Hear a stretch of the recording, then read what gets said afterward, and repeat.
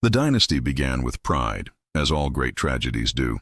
Centuries ago, when kingdoms were carved from land and blood, a royal family rose to power on the promise of strength, honor, and divine right.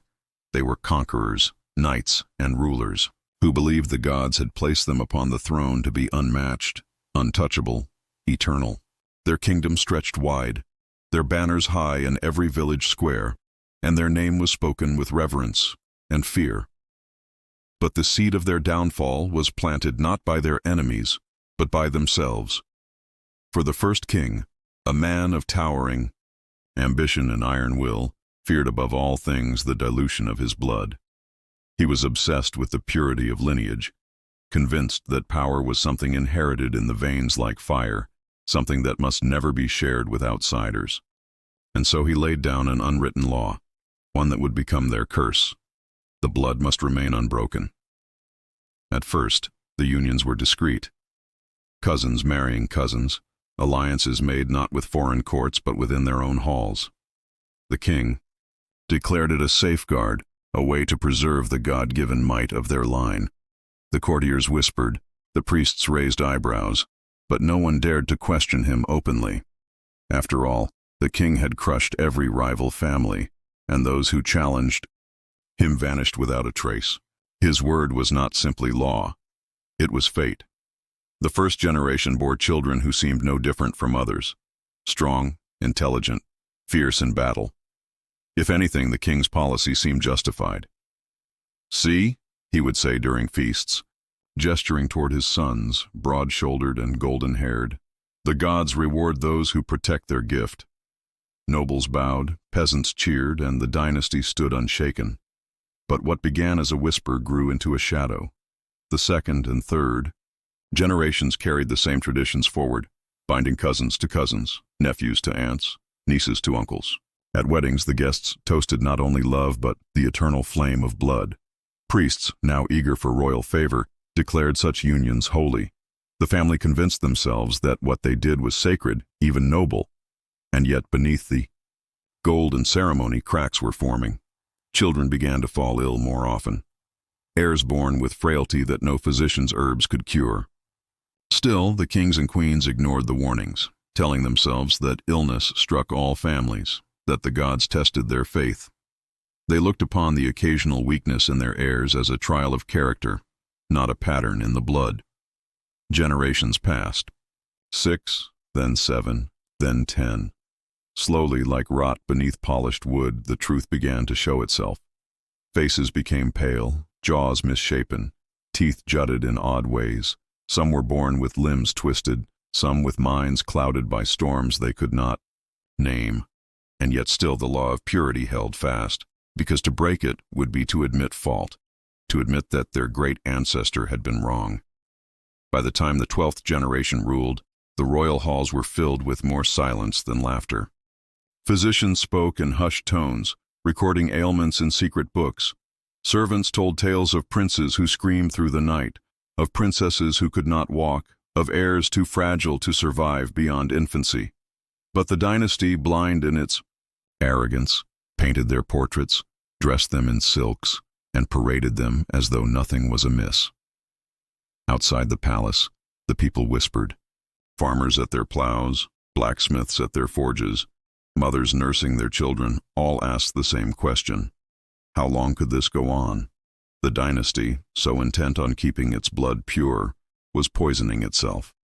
The land was strong, the people resilient, but their rulers, once giants, were shrinking into pale reflections of what they had been. And so, by the time the 16th generation arrived, the dynasty was both revered and pitied. The family still sat on gilded thrones, still commanded armies, still wore crowns studded with jewels, but their strength had long since faded. Behind the walls of the palace lurked secrets that no crown could hide, and the shocking results of centuries of inbreeding were about to come fully into the light. The story of their downfall begins not with war, not with rebellion, but with a child, born of the 16th generation, whose very existence would unravel the last threads of the dynasty's proud illusion. The 16th generation had been awaited with a mixture of hope and dread. Courtiers whispered in corners that perhaps the curse of frailty would break, that the gods would finally reward centuries of devotion to the sacred bloodline. Others, more cynical, muttered that the family's stubborn pride had twisted fate too far, and whatever child came next would carry the weight of their ancestors' sins in body and soul. The queen's pregnancy was fraught with tension. From the moment her belly swelled, the palace physicians hovered like vultures. They measured her pulse, studied her appetite, even noted the color of her skin each morning, as though by charting every detail they might foresee the child's fate. The king prayed aloud each evening, his voice echoing through the stone halls. Let it be strong. Let it be whole. When the day of birth came, the palace fell into silence. The queen labored for hours while priests burned incense and nobles waited in anxious stillness. At last, the cry of an infant pierced the air. Relief swept through the court, but it did not last long. For when the midwives lifted the child into the light, there was no cheer, only a hush so heavy it crushed the room. The boy was small, too small, his skin pale and almost translucent. His jaw was slightly askew, his eyes a strange watery blue that did not focus properly. His tiny chest heaved as though every breath was a battle. Yet he lived, and for that, the king rejoiced. "A son," he cried, lifting the frail infant high. "The bloodline endures." But in the eyes of the midwives and physicians, there was no triumph, only fear. From his earliest days, the boy was treated not as a prince, but as a fragile relic. He was wrapped in layers of silk to shield him from drafts. He was fed from golden spoons filled with special broths brewed by the royal apothecary. Nurses watched him constantly, terrified he might choke, seize, or simply stop breathing in the night. When he was carried into the throne room to be presented to the people, his tiny figure seemed lost beneath the weight of the crown embroidered upon his robe. The king's pride blinded him to the truth. He proclaimed that the boy's fragility was a mark of holiness, a sign that the gods had refined his body into something delicate, precious, unlike the brutish masses beyond palace walls.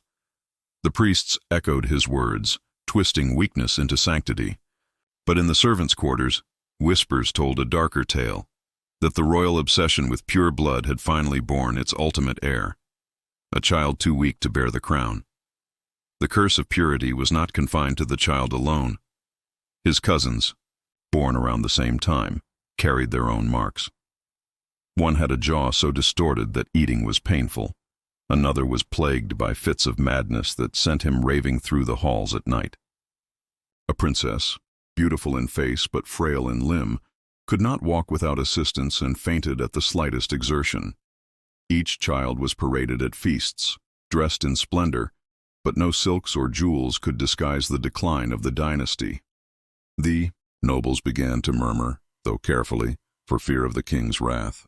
Some suggested that alliances must be made beyond the family, that fresh blood must be brought in if the dynasty was to survive. But the king, drunk on tradition, thundered against them. Would you see us reduced to commoners? Would you see the divine fire polluted by foreign veins? His words silenced them, but not their thoughts. As the boy grew, the weight of his ancestors' choices grew with him. His tutors found his mind slow to grasp the lessons of statecraft. His body trembled when he held a sword, unable to bear the weight. Even lifting a goblet of wine left his hand shaking. Yet the court pretended, as they always had. "See how thoughtful he is," they said when he sat in silence. "See how delicate his bearing, how noble his restraint." The truth was known, but none dared to speak it. Beyond the palace, the people were less blind. They remembered the kings of old, warriors who had led armies into battle, who had ridden with the strength of 10 men. They looked now upon a boy who could barely stand without help and wondered how such a ruler could defend them. Rumors spread in taverns and marketplaces that the royal bloodline was cursed, that the gods had turned their backs on the throne. Some spoke of rebellion, others of seeking a stronger claimant, but all agreed that the dynasty's time was waning. The curse of bloodline purity had done what no foreign enemy could achieve. It had hollowed the family from within, leaving them outwardly adorned, but inwardly rotting. 16 generations of pride and blindness had brought them here, to a frail boy destined to inherit a kingdom he could not carry, and in the shadows of the palace, as the child gasped softly in his sleep, his nurse whispered a prayer not for his life, but for mercy. For she knew that the sins of kings long dead lived on in the veins of their heir, and that the true cost of purity had only just begun to reveal itself. As the 16th generation grew into its youth, the illusion of majesty became harder to maintain.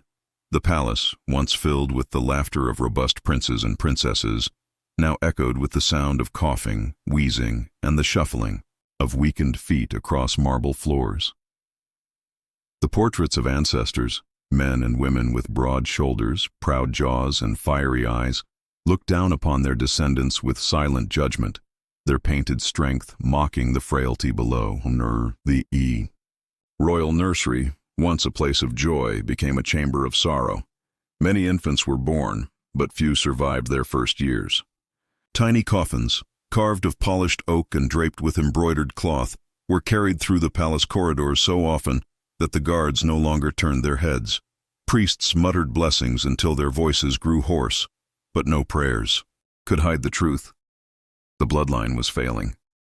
Those children who did survive bore marks of the curse. Their limbs were thin as twigs, their faces pale and sunken. Some had eyes that wandered in opposite directions, others ears that grew oddly pointed or jaws that jutted forward unnaturally. Even the healthiest among them could not run the length of the palace courtyard without collapsing in exhaustion. Tutors complained in hushed voices that their pupils were slow to learn, their memories weak, their tempers quick and irrational. One young prince, cousin to the frail heir, was known for his violent rages. At 7 years old, he struck servants with silver goblets and screamed incoherently until he collapsed in fits. His parents insisted it was a sign of passion, a flame of leadership burning within him, but behind closed doors they locked him away, for hours, unable to control him. Another child, a girl celebrated for her beauty, suffered fainting spells so frequent that she was rarely seen outside her chamber.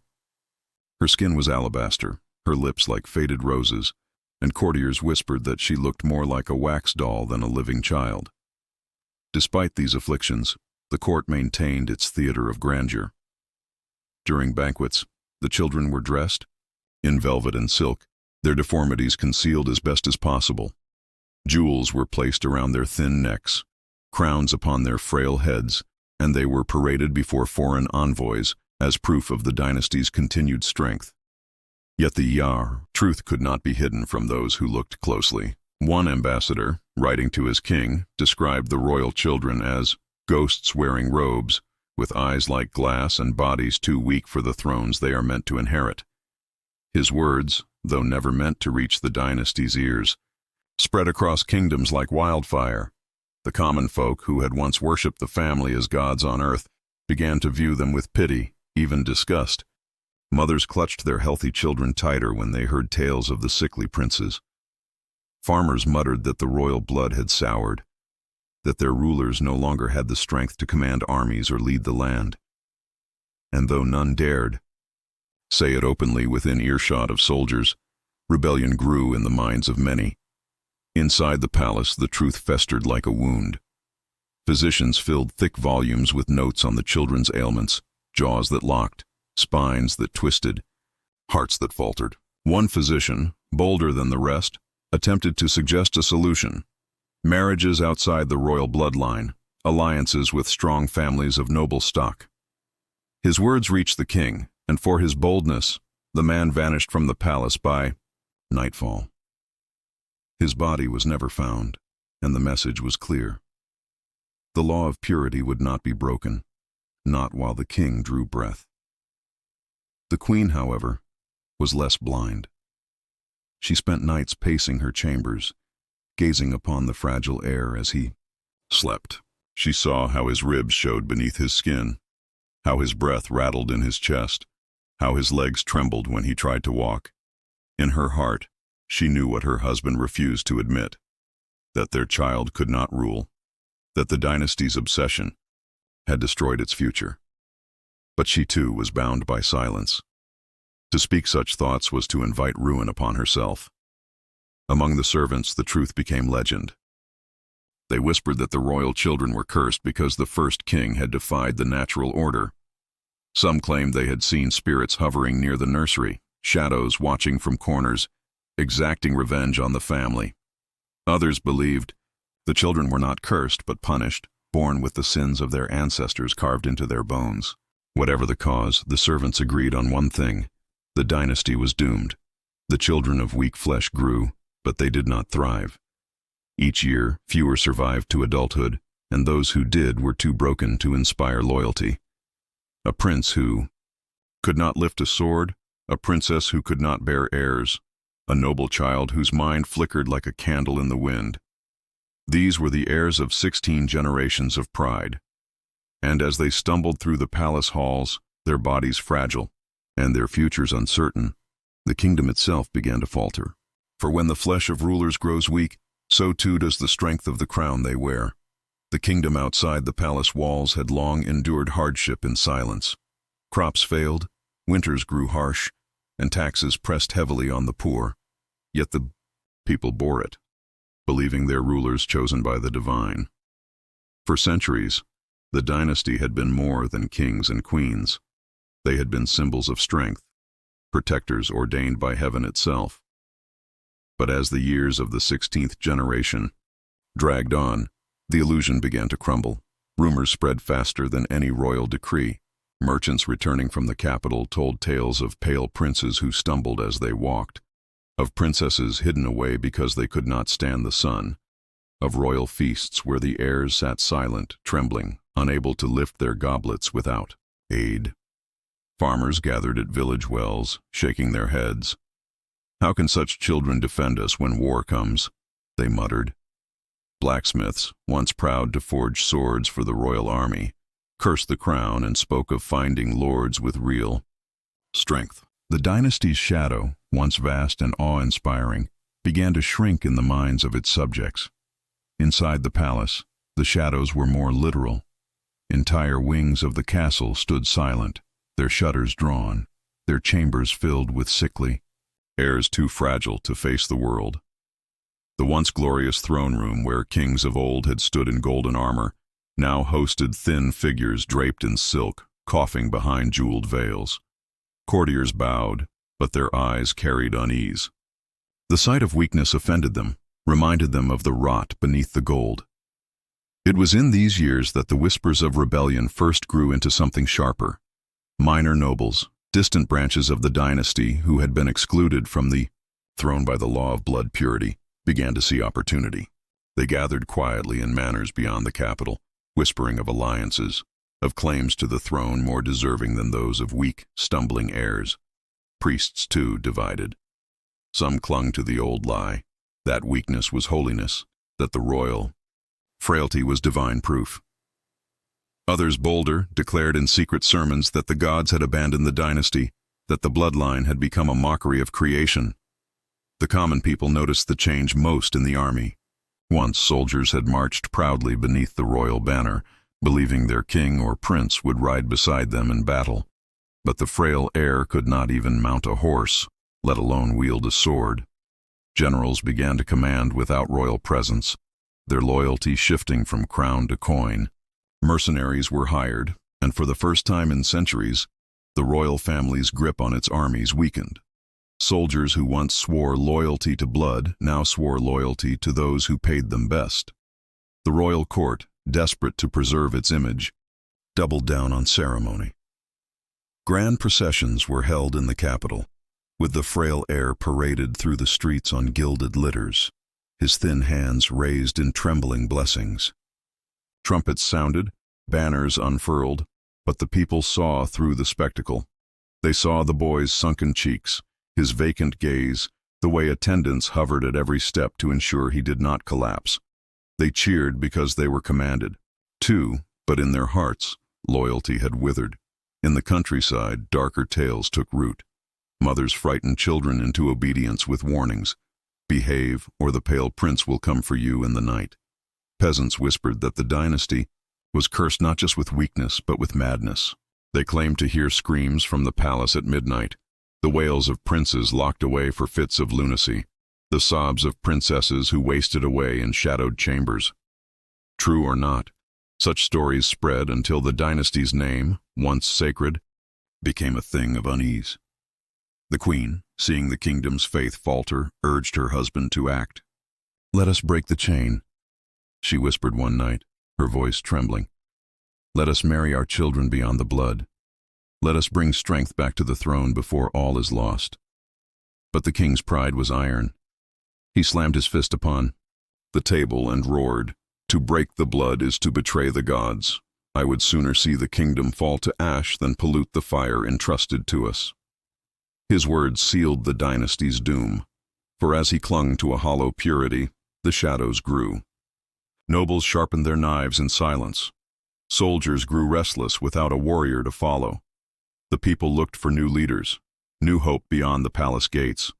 And within the palace itself, the heirs of weak flesh wasted away, each day a reminder that the crown no longer rested on giants but on children who could not bear its weight. The kingdom of shadows was not conquered by foreign invaders.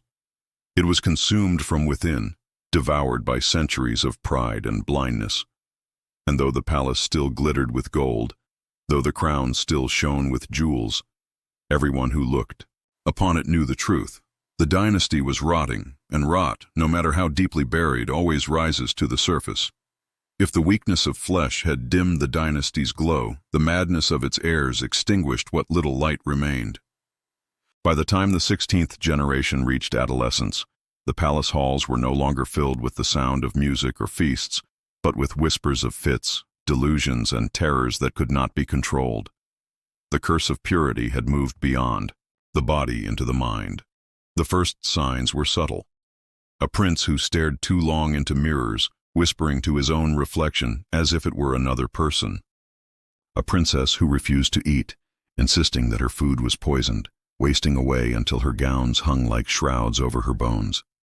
At first, courtiers brushed these incidents aside, calling them eccentricities, signs of sensitive spirits, blessed with divine vision. But soon the eccentricities grew into horrors that could no longer be disguised. One boy, the king's nephew, was seized by visions so violent that he clawed at the tapestries, screaming of fire that only he could see. He raved for days, his voice echoing through the palace halls, until he was locked in a chamber deep below the castle. The servants who brought him food reported that he spoke to unseen figures in the darkness, laughing and weeping in turns. Another heir, celebrated for her beauty, was found wandering the gardens at midnight, drenched in rain, speaking to the statues as though they were her children. When guards tried to bring her inside, she struck them with a stone and fled, barefoot, and shrieking into the night. The heir himself, frail though he was, carried his own afflictions. He drifted into long silences, staring into nothing for hours, his lips moving as though he conversed with ghosts. At times he erupted into sudden laughter, sharp and unsettling, before collapsing into weeping fits so violent his attendants feared he would choke on his own breath. Physicians prescribed herbs, priests performed blessings, but nothing silenced the storms in his mind. And yet, whenever he appeared in public, the court insisted he was wise, contemplative, touched by visions of the divine. The lie grew heavier with every passing day. The palace became a place of locked doors and shuttered windows. Chambers once filled with music were now prisons for heirs too dangerous or fragile to be seen. Screams echoed through the night. Some from madness, others from the punishments inflicted to silence it. Servants spoke in hushed tones of chains clinking behind closed doors, of broken laughter drifting from the tower at midnight, of footsteps pacing endlessly in rooms where no one should walk. Still, the king clung to pride. "Our line is chosen," he declared. "These are not curses, but signs of greatness misunderstood by common minds." But even as he spoke, courtiers avoided his gaze, for they had seen the truth. The dynasty's heirs were no longer rulers in waiting. They were prisoners of their own blood. Beyond the palace, rumors grew more grotesque with each telling. The people spoke of princes who bit their own hands until the bone showed, of princesses who sang lullabies to invisible children, of heirs who howled like beasts when the moon was full. Some said the family was no longer human at all, but creatures twisted by their own arrogance, cursed to bear crowns upon heads that could not carry reason. Whether true or not, the rumors spread, and with them, the last threads of loyalty unraveled. Foreign. Envoys who visited the court carried tales back to their kings. One wrote, "The royal family is like a house of wax figures, their minds as brittle as their bones. To see them is to know that the gods themselves have abandoned them." Allies grew scarce, and enemies watched with hungry eyes, waiting for the moment the weakened dynasty would collapse under its own weight. The queen wept in secret, begging her husband to release their children from the burden of the crown.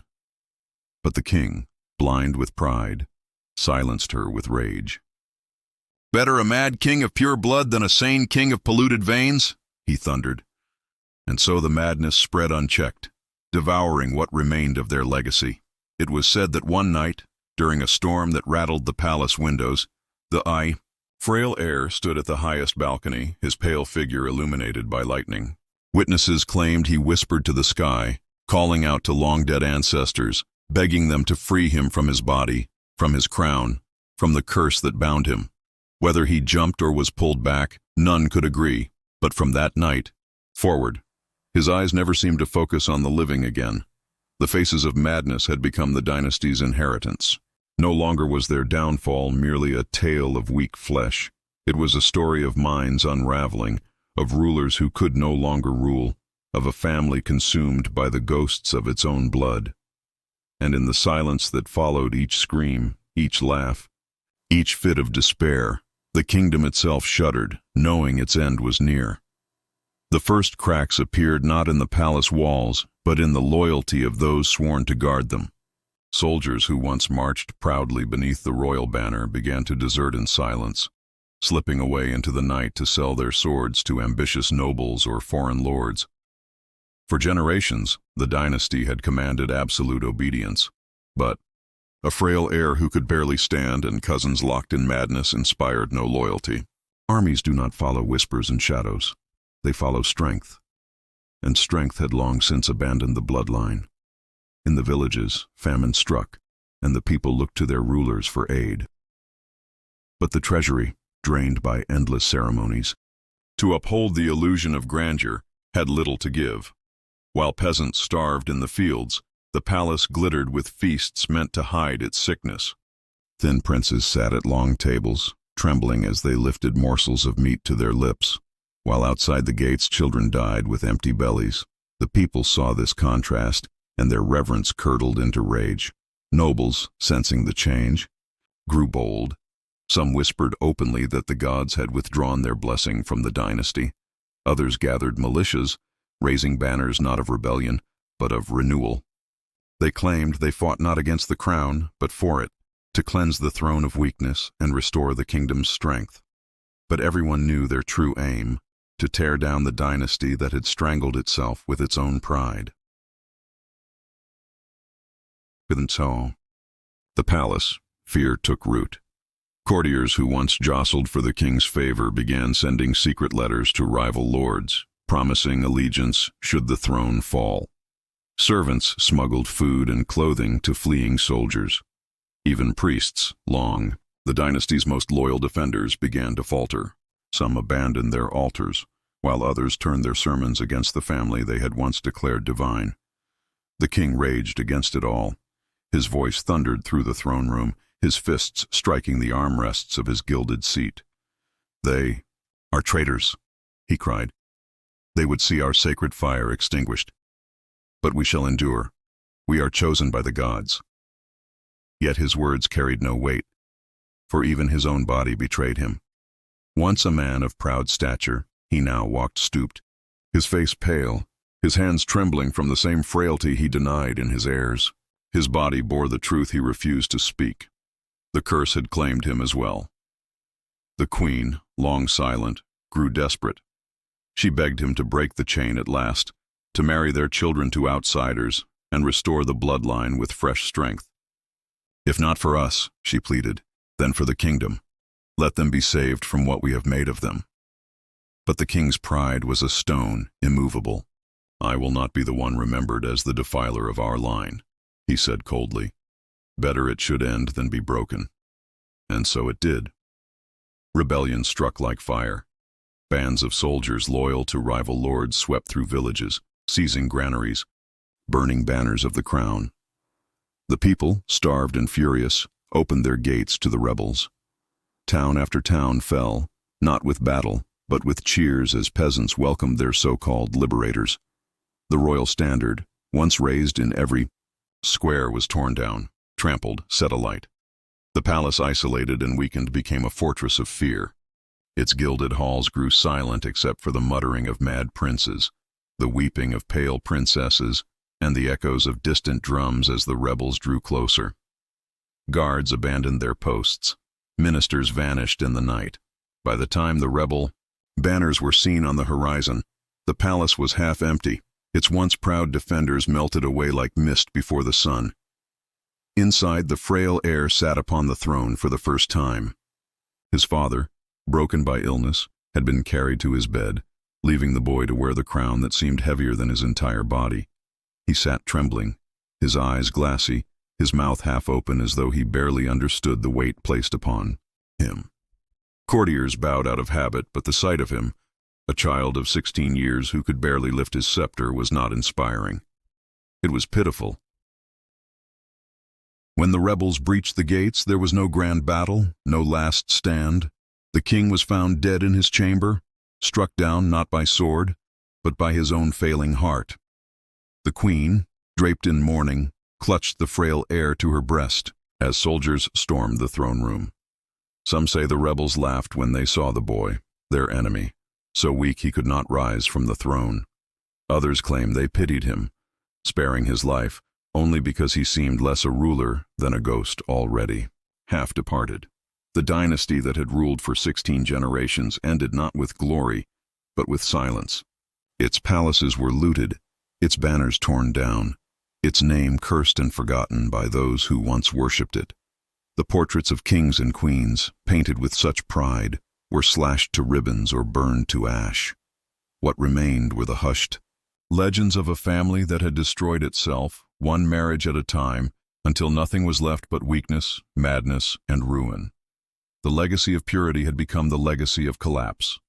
And the kingdom, once built upon the promise of divine blood, was left to sift through the ashes of a throne that had poisoned itself.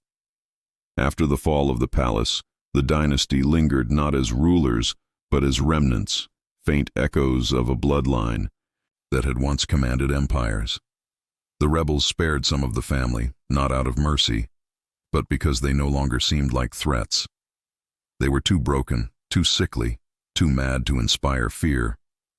A people who had once bowed in reverence now looked upon their former kings and queens with something closer to disgust or pity. The frail heir, crowned in name but never in power, was carried away from the throne he had been too weak to defend.